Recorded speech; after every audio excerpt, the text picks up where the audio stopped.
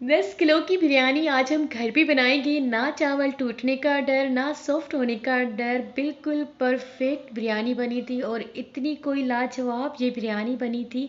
आपके घर वाले यकीनन आपकी तारीफ ज़रूर करेंगे क्योंकि ये बिरयानी बहुत मज़े की थी।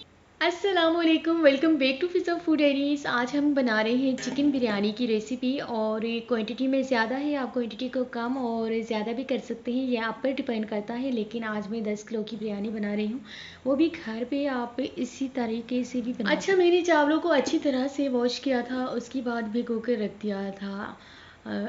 1 घंटे के लिए हमने चावलों को भिगो कर रख दिया था। उसके बाद मैंने 1 किलो प्याज है, प्याज को अच्छी तरह से कटिंग की है और प्याज को हल्का सा ब्राउन कर लिया था। उसके बाद में हमने 4 किलो चिकन ऐड की है।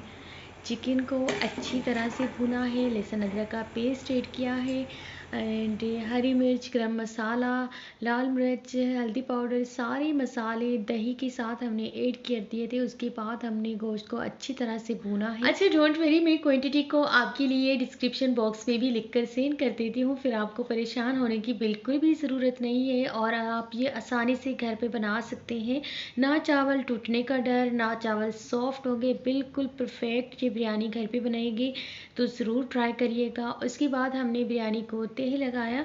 तेल लगाने के बाद बिरयानी को हमने कवर करके छोड़ दिया था और कवर करने के बाद आपने दम को कंप्लीट करना है और जब दम कंप्लीट हो जाना है तब आपने क्या करना है कि रायता और सैलेड वगैरह की तैयारी करनी है, क्योंकि बिरयानी तो रायते और सैलेड के बगैर अच्छी नहीं लगती।